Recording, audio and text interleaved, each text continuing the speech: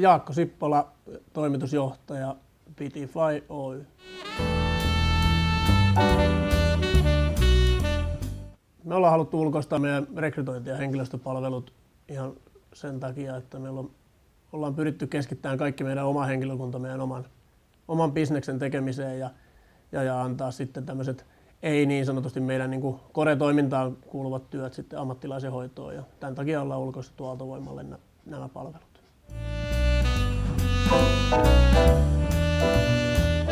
Yhteistyö on sujunut todella hyvin.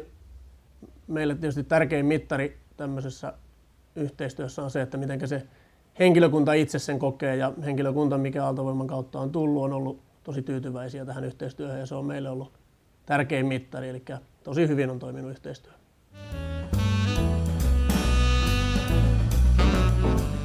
Merkittävimmät hyödyt oikeastaan kaiken ulkoistuksen, niin kuin tämänkin ulkoistuksen avulla, ollaan saatu tietysti siitä, että me voidaan kaikki oma aika käyttää omien asiakkaiden hoitoon ja uushankintaan ja siihen meidän oman ydinbisneksen pyörittämiseen. Ja sinänsä tämä ajansäästö ja se, että ammattilainen hoitaa meidän puolesta sitä asiaa, niin se on ehdottomasti meille merkittävin hyöty tässä yhteistyössä.